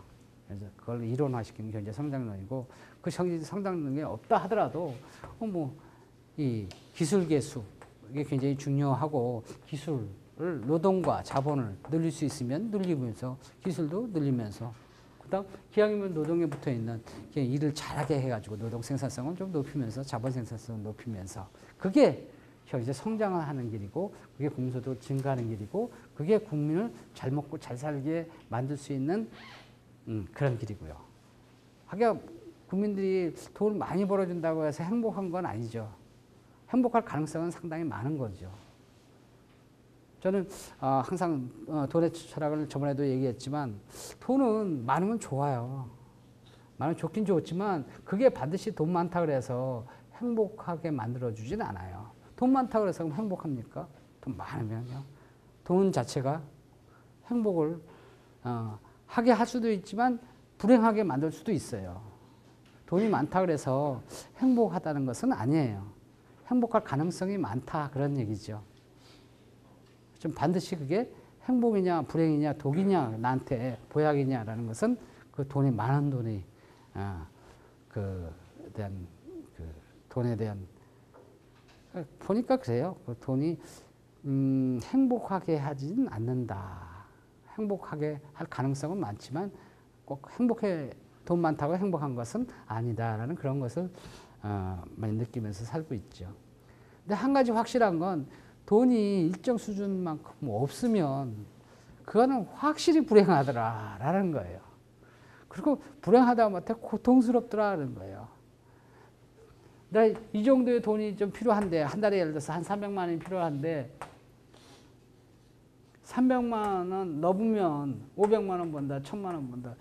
이거는 행복해 줄 수도 있고 뭐 안 먹던 거 좋아질 수도 있고. 근데 너무 많아가지고 말이죠. 너무 많은 말이죠. 이것도 뭐 이렇게 많이 버는 놈 가만 둘 수가 없지요, 그죠? 그래가지고 야 이거 그냥 누가 와서 말이죠. 해칠 수도 있고요, 그죠? 그래야 불행을 초래하는 돈이 왼수죠. 그런 우려점도 있긴 있지만 이 이하로 받는 거 이거 받으면 이거는 불행해질 요소가 상당히 많죠. 예를 들어서 한 200만 원 받는다 해서 100만 원 맞지 고통해요. 살아야죠. 300만 원 쓰던 걸 200만 원 쓰면서 고통을 해야죠. 세 끼 먹는 거 두 끼만 아침 저녁으로만 먹어야 되고요. 저는 하루에 요새 한 두 끼 정도만 먹어요. 이렇게 어려워서 두 끼 먹는 게 아니라 뭐 그렇게 돼버렸어요. 그냥 아침 점심 먹고 그냥 저녁 먹고 그렇게 먹고 하는데 그건 제가 게을러서 그런 거고. 근데 그렇게 두 끼 먹으니까 편하더라고요. 오히려 속 다 버린다는데 속 다 버린 게 아니라 좋기만 좋더라고요. 이렇게 늘씬하진 않지만 막 이렇게 뚱뚱하고 그러진 않잖아요, 그렇죠? 나는 다이어트인지 몰라도. 근데 이만큼 고통스럽다고요. 300만 원, 200만 원을 하면요. 가고 싶은 영화 구경도 못 하고 가고 싶은 데도 못 가고 그냥 집에 앉아서 텔레비나 봐야 되고 뭐 그래야 되죠. 이거보다 더 나아지면요. 그러면 텔레비도 못 보고 막 이런 형태로 아주 그냥 비참하게 되는 거죠. 그러니까 적으면 적을수록 적은 만큼 고통해요. 그래가지고 도저히 못 살겠다. 그러면 돌아가셔야 되는 거죠. 차라리 죽는 게 나아. 그래서 뭐 자살하는 사람도 있고 뭐 이렇게 있겠죠. 고통의 연속이라고요. 없어지면 없는 만큼. 그래서 돈이라는 게 돈이 없으면 고통스럽다 말이에요. 많이 없으면 많이 고통스럽다고요. 그래서 돈이 그래서 필요하다. 그런 얘기예요. 최소한의 고통을 막기 위해서. 하지만 돈이 많은 거는 그거는 많으면 좋지요. 좋지만 그렇다고 행복한 것은 아니다라는 그 돈에 대한 나름대로의 생각을 갖고 있습니다. 맞는지 잘 모르겠지만. 자, 지금 이게 생산함수라고 그랬어요. 생산함수라고 그랬는데, 그럼 생산함수가 이렇게 돼 있는데, 이거 그림으로 나타내면 이렇게 나타낼 수 있습니다. 그림. 여기 노동량이 이렇게 자꾸 증가함에 따라서, 여기 보면 이렇게 A, 알파, K, 베타죠. 이게 변수죠. 노동이 자꾸 증가함에 따라서 생산량이 어떻게 달라지는가, 이런 것을 생산함수라고 하죠. 그럼 이게 어떻게 달라지냐면 여기 지수 함수라서 이런 어떤 형태냐면 이런 형태도 됩니다. 이런 것을 생산함수라고 그래요. 생산함수. 그러니까 노동과 자본 이렇게 돼 있죠. 그러니까 A, 알파, K, 베타 이렇게 돼 있죠. 노동이 변함에 따라서 사람을 한 단위, 두 단위, 세 단위, 네 단위 변함에 따라서 수량이 어떻게 달라지는가라는 거죠. 근데 자본이 만약에 변수라면 이거 그냥 여기다 자본을 갖다 집어넣으면 돼요. 자본이 자꾸 증가함에 따라서 생산량이 어떻게 달라지는가 이런 형태로 나타난다고요. 이걸 만약에 두 가지 변수라 하면 사실 이런 형태로 나타나죠. 여기 자본, 여기 노동, 그래서 이렇게 입체로 이렇게 나타나게 되죠. 노동과 자본이 자꾸 증가함에 따라서 국민소득이 얼마큼 달라지는가 이런 것을 나타내게 돼요. 함수를 그럼 이렇다는 거죠. 이렇게 하면 보기가 힘드니까 한쪽으로만 그냥 노동이 증가하는 걸로 아니면 뭐 자본이 증가하는 걸로 상관없죠. 모양이 거의 비슷하니까. 분석학대. 그림으로 나타내면 이런 형태로 나타날 수 있다고요. 이런 것을 생산함수라고 하는 거죠. 생산함수를 그림으로 그려놓은 거예요. 그림으로 그려놓으면 발견하지 못하는 사항들을 수치로 나타내는 것보다 발견하지 못하는 사항을 갖다가 발견할 때가 많이 있어요. 그래서 그림을 많이 나타내죠. 자, 이게 국가 단위로 되어 있단 말이에요. 국가 단위로. 생산량을 화폐 가치로 표현하면 국민소득이라고요. 생산함수죠. 이게 소득이라고요. 거시경제로 가면요. 이게 생산함수죠. 이게 소득함수라고요. 생산 측면에서요. 이제 거시로 돌아오는 거죠. 이게 미시 분야. 자, 지금 그래서 여기 노동량이 지금 한국 같은 경우는 노동량이 이만큼의 노동을 지금 여기에 들어와 있죠. 2,360만 명이 지금 여기 고용하고 있습니다. 그래서요, 지금 국민소득을 1,100조만큼 생산하고 있어요. 라고 이렇게 표현될 수가 있단 말이에요. 물론 자본으로 본다면 자본이 예를 들어서 국부가 예를 들어서 5천조 원이다. 그럼 5천조 원이 지금 하고 2,360만 명이 담합을 해서 기술 수준이 어느 정도 돼가지고 지금 1,100조만큼 생산했습니다. 그렇게 나타내가지고 지표를 볼 수가 있죠. 생산함수를 갖다 소득함수를 싹 바꿔놓는 그런 형태예요. 자, 그런데 여기서 한 가지 이게 생산함수를 이렇게 되는데 그럼 2,360만 명은 그러면 어떻게 고용된 겁니까? 그건 여기 노동시장이 밑에 받치고 있어요. 여기 노동의 공급과 노동의 수요에 의해서 2,360만 명이 되어 있죠. 이거는 다음 시간에 노동에서 요 밑에 노동이 배울 거고 여기서 한 가지 좀 간과하지 말아야 할 그런 사항은 뭐냐면 노동이 자꾸 증가되면 생산량이 자꾸 증가돼요. 국민소득도 자꾸 증가돼요. 증가되는데 이 증가되는 속도가 점점 줄어들어요. 기울기가 자꾸 줄어든다고요. 요 기울기, 요거 노동 한 단위 증가함에 따라서 생산량이 얼마큼 증가됩니까? 요게 기울기예요.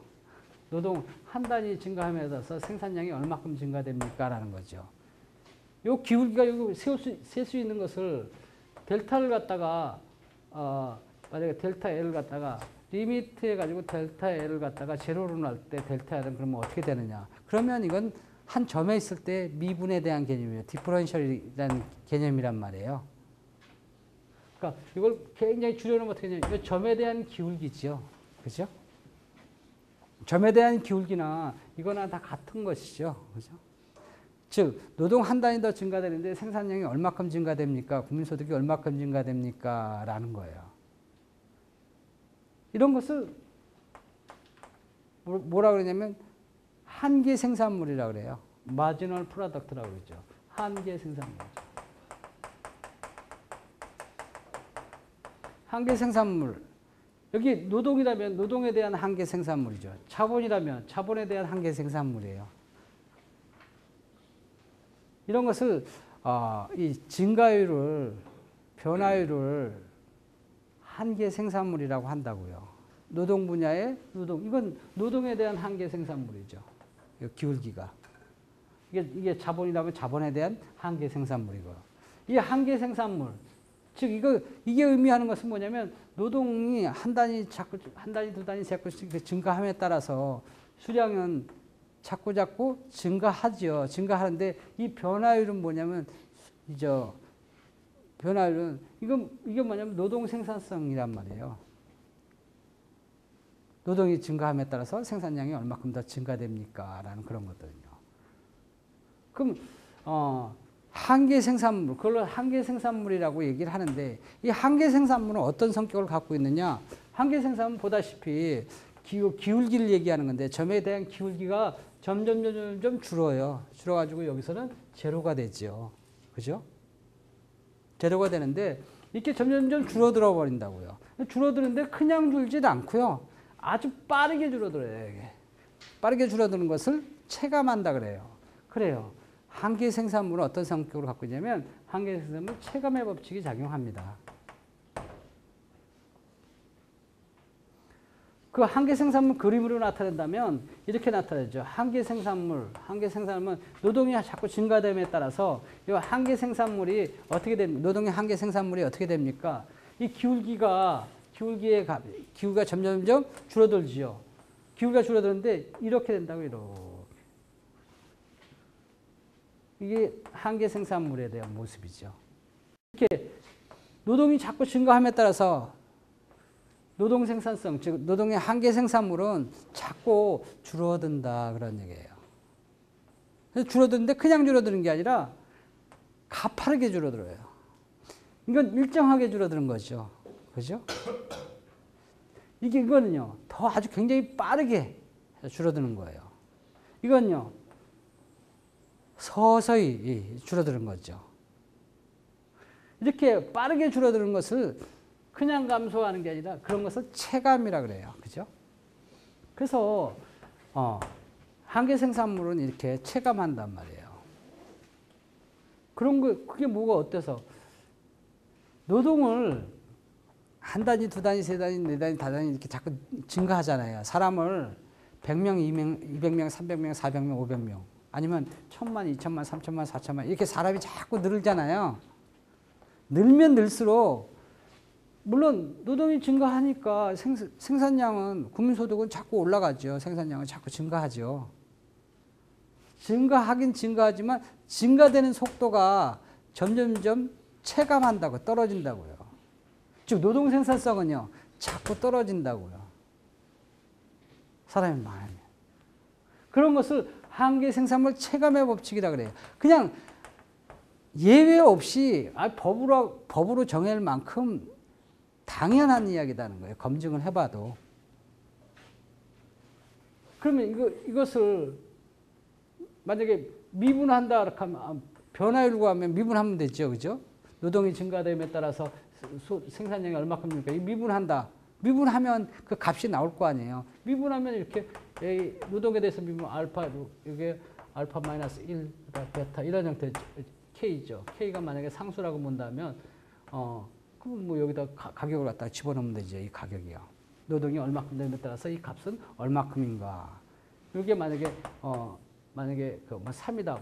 이 값은 3이에요. 이렇게 수리적으로 딱 나타낼 수가 있겠죠. 이때 이 기울기는 얼마입니까?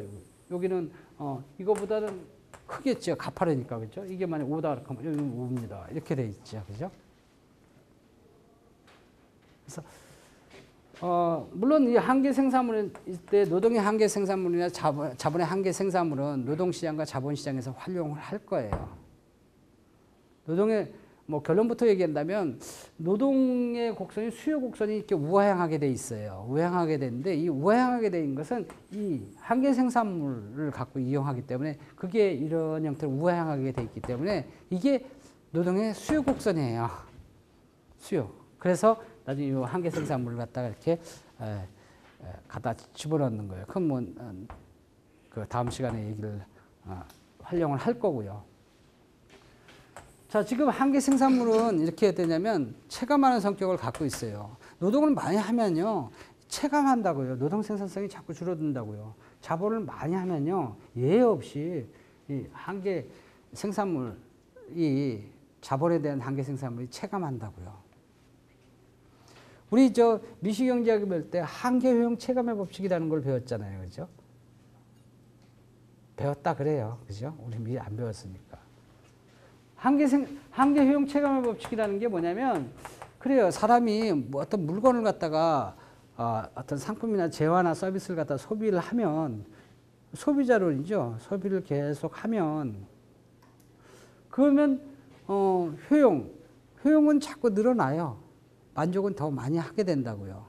그런데 그 만족을 증가하는 속도 지금 뭐냐면 처음에는 뭐 제가 음식물을 갖다 이렇게 먹는다 하면 예를 들어서 뭐 도넛을 갖다 던킨 도넛을 갖다 많이 먹는다 하면 처음에는 아주 맛있죠. 두 번째는요 조금 덜 맛있죠. 세 번째는요 그냥 맛있어요. 그 네 번째는요 네 개째 먹으면요 그럼 맛있긴 맛있는데 뭐 약간 덜 맛있죠. 다음에는요 그냥 뭐 그저 그래요. 그죠. 그 다섯 번째는요 자꾸 이 만족도가 자꾸 효용이 자꾸 감소한다. 한 단위 할 때마다 그 증가하는 만족도의 수준이 체감하죠. 그래서 한계효용 체감의 법칙이 작용한다 그래요. 이것은 도넛 먹는 게 아니라 모든 상품, 모든 재화 서비스는 생산물은 그게 생산물이잖아요. 생산물은 소비하면 소비할수록 효용은 증가해요. 수량을 갖다가 더 많이 소비하면 수량은 증가하는데 효용은 증가하는데 총 효용은 증가하는데 한계 효용은요 막 체감하고 있다고요. 빠르게 떨어지고 있죠. 그래서 모든 생산물은 이렇게 소비를 하면요, 그걸 다 소비를 하는 입장에서 소비를 하면요, 그러면 한계 효용은 총 효용은 증가하는데 한계 효용은 체감하는 빨리 떨어집니다. 예외 없이 떨어지고 있습니다. 라는 게 한계 효용 체감의 법칙이죠. 그 생산물은 그렇고, 그럼 그 생산하기 위해서 만들어 놓은 생산 요소는 그럼 어떠냐? 생산 요소. 생산하기 위해서 생산 요소가 필요할 텐데, 그 생산하는 원자재 같은 그런 사람 같은 그런 생산 요소는 그러면 어떻게 되느냐? 모든 물건들은 이렇게 자꾸 소비할 때 보면 자꾸 체감한다며, 실증나고 짜증난다며. 생산 요소는요, 생산성이 자꾸 체감한다고요. 생산 요소 너마저도 체감한단 말이에요. 생산물만 체감하는 게 아니라 생산 요소도 많이 사용하면 체감하는 성격을 갖고 있어요. 어떤 요소든지 노동과 자본 어떤 거든지 보면 체감하는 요소를 갖고 있는 그런 성격을 갖고 있어요. 이 세상 모든 만물은요, 그게 어떤 물건이든지 서비스든지 보이는 상품이라든지 아니면 안 보이는 상품 서비스라든지 아니면 그 물건을 만들고 있는 그 생산 요소라든지 원재료라 하더라도 그거 많이 사용하면 효과가 자꾸 떨어지는 게 세상 만사입니다. 모든 물건이 그런 형태로 간다 이거예요. 자, 근데 생산함수 이런 형태로 했는데 여기에 숨어 있는 거 하는 것은 뭐냐면 이 생산 요소의 생산함수가 되는데 이 생산하는 데서의 증가율은 생산 요소가 자꾸 증가하면 체감의 법칙이 작용해가지고 서서히 증가한다는 그런 것이고요. 여기에 이 기술이 굉장히 증가하면 기술이 만약에 이게 기술 개수가 상승하면 이 생산함수가 어떻게 되느냐? 생산함수가 어떻게 되냐면 생산함수가 같은 생산 요소를 같이 쓰더라도 노동 한 단위, 만약 노동 두 단위면 노동 두 단위라도 생산량이 많아지잖아요. 그죠? 그러니까 같은 예를 들어서 2,360만 명이 기술 2라는 수준에서 지금 레벨 3으로 만약에 올라갔다 하면 상당히 많이 늘어났겠지. 1.5배 증가했겠죠. 그죠? 이 점에다 딱 찍힐 거예요. 그래서 기술이 이렇게 이런 것이 증가하면 어떻게 되냐면 이렇게 증가한다고 이렇게. 그 기술 혁신이 생기면 이노베이션이죠. 기술이 계속 개발하면 그것을 이노베이션이라고 그래요. 그러면 경제 현상을 어떻게 분석하냐면 이 점에서 이렇게 이동을 합니다. 이게 커지는 그런 현상은 나타나요. 근데 기술 혁신이 생기면 이 점에서 이 점으로 균형점이 이게 균형점이잖아요. 균형점 이 점에서 이 점으로 가는 게 아니라 기술 혁신이 생기면 이렇게 가지 않고요. 이게 늘어나는 현상이기 때문에 이렇게 가요. 이렇게 대각선으로. 그래서 국민소득이 기술 혁신이 생기면 요만큼만 증가하는 게 아니라 여기 요만큼 또 추가적으로 또 더 탁 증가돼요. 요렇게 가요. 요렇게. 여기에 여기에 대한 원자재에 대한 비용, 인건비나 원자재에 대한 비용 이거에 대한 것이 이렇게 표현되죠. 이런 비용이 상승하면 그러면 어떻게 되느냐? 그러면 여기서는 여기 임금은 여기서 이렇게 줄어드는 현상은 나타나겠죠, 그죠? 하지만 만약에 원유 같은 것이 올라다 국제 원자재가 올라가면 그럼 어떻게 되느냐? 그러면 이 반대로 여기서는 원자재가 여기 안 나와 있으니까 이걸 표시를 한다 하면 이렇게 돼 있다 하면 요 밑으로 이렇게 내려가요. 유가 상승한다든가 아니면 국제 원자재 가격이 많이 상승된다든가 그렇게 되면 생산이 이런 형태로 줄어들어요. 줄어드는 그런 현상으로 나타나겠죠. 왜냐하면 비싸면 생산 요소를 많이 못 쓰니까. 가격이 상승하면 원유가 많이 올랐습니다. 그럼 이건 이쪽으로 이렇게 이동한다고. 이쪽에서 이쪽으로 이동하는 게 아니라 이게 축소되는 형태라서 이게 이렇게 축소되는 형태라서 이게 이렇게 대각선으로 가요. 이렇게. 그러면 원유가나 아니면 이런 국제 원자재 가격이 올라가면 국민소득이 떨어지죠. 더 떨어지는 현상으로 나타난다고요. 이만큼요.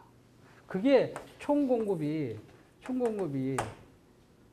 여기 보면 총공급이 해가지고 이 옆에는 총공급이 이렇게 있거든요. 총공급이 있으면 공급이 이렇게 있으면 수요가 이렇게 있죠. 총수요가. 기술 혁신이 생겼습니다. 어떻게 생기냐? 총공급이 우측으로 이렇게 탁 이동하는 현상이 생긴다고요. 그러면 국민소득이 이만큼 늘어나죠. 그죠? 늘어나는 현상으로 나타난다고요. 여기에는 이렇게 증가하는 현상과 이렇게 증가하는 현상을 더 증가시켜서 이만큼 기술 혁신이 이만큼만 증가하는 게 아니라 아주 많이 증가하는 것으로 나중에 분석을 할 거예요. 예를 들어서 공급 측면에서 기술이 증가되었습니다. 기술 혁신이 생겼습니다. 노동이 증가되었습니다. 자본이 증가되었습니다. 뭐 이런 것이 증가됐을 때는 어떤 형태냐? 이 노동과 자본 말고 이 노동을 갖다 이 배경으로 한 임금이 증가되었습니다. 아니면 자본에 대한 가격, 이자율이 상승되었습니다. 아니면 국제 원자재 가격이 원자재에 대한 가격이 자본 비용이 이게 상당히 많이 올랐습니다. 원자재 가격이 올랐습니다. 그럴 때는 어떻게 되느냐? 이거 상승하는 거에 반대로 가는 거죠. 반대로 가는 것은 왼쪽으로 간다고요. 그래서 이거하고 나중에 이제 매칭을 하겠죠. 매칭을 하겠지만 그거는 나중에 이번 주말 정도에 그 분석을 그렇게 하기도 하고 아무튼 여기에서는 말이죠. 이렇게 기술 혁신 이런 형태가 이게 생기면 위쪽으로 올라가게 되는 거고요. 이 상황에서 여기에 노동과 자본에 대한 이 가격에 해당하는 임금이나 이렇게 원자재 가격 같은 자본 비용이나 이런 것들이 비싸지면 이게 밑으로 내려가는 걸로. 근데 현실적으로는 이렇게 그냥 밑으로 내려가지 않고 대각선으로 간다는 거예요. 줄어드는 형태로 이건 대각선으로 늘어나는 그런 형태로 간다는 거죠. 그래서 이게 언제 생산함수가 어떻게 달라지는가? 생산함수가 생산 측면에서 본 소득이에요. 소득함수예요. 생산함수가 어떻게 변해지는가? 그리고 어떻게 성장하는가라는 것을 오늘 장황하게 설명을 했습니다. 그래서 이거 다음에 요 밑에 있는 그럼 여기 2,360만 명 이거 어떻게 결정됐습니까? 그거는 이제 노동시장에 가봐야 돼요. 왜 2,360만 명이 고용되었을까? 이걸 또 늘리는 방법이 없을까? 그럼 고용시장에서, 노동시장에서 왜 고용될 수 있는가? 자본은 왜 이게 만약에 5천조면 왜 5천조가 됐을까? 어떤 논리로? 자본도 늘리고 줄이고 할 수 있는 방법이 없을까? 늘리는 방법, 줄이는 방법. 그런 것을 여기서 찾아낸다고요. 아까 노동과 자본, 이거 늘렸으면 좋겠습니다. 그거 증가하는 방법은 헤롯 도마가 얘기를 안 했다 그랬잖아요. 그죠? 비율로 해가지고 이렇게 증가시키면 되지요. 막 그런 형태로 하는데, 그럼 노동을 어떻게 하면 증가시키는 겁니까? 그건 헤롯 도마가 얘기를 안 한다고요. 딴 사람이 뭐 다 아니까 뭐, 그래서 그럴 수도 있겠지만, 거기서는 얘기를 안 한다고요. 근데 노동을 어떻게 증가시킵니까? 노동의 공급과 수요에 의해서 결정되는데 노동을 증가시키는 방법은 노동의 공급을 증가시키거나 수요를 증가시키거나 그렇게 하면 증가가 돼요. 그걸 얘기를 안 하셨다는 거예요. 왜? 노동의 공급을 증가시키는 방법이 무엇이 있습니까? 그걸 얘기 안 하니까 증가되는 것을 안 한 것은 뭐 나쁘게 얘기하면 모르니까 그냥 그냥 얘기를 안 했나 보다 그렇게 얘기를 하겠지만 뭐 그런 양반들이 모르게 하겠어요. 그냥 아는데도 그냥 겸손하게 네가 가르쳐라 그래가지고 얘기 안 했겠지요. 그죠? 그러면 이런 노동이나 이런 거 자본 이거는 다음 시간에 배워야 될 것 같아요. 그죠? 다음 시간에 아마 노동시장, 자본시장에 대한 균형 이런 형태로 가가지고 이거 같이 연결을 할 거예요. 자, 오늘 수업은 여기서 끝내도록 하겠습니다.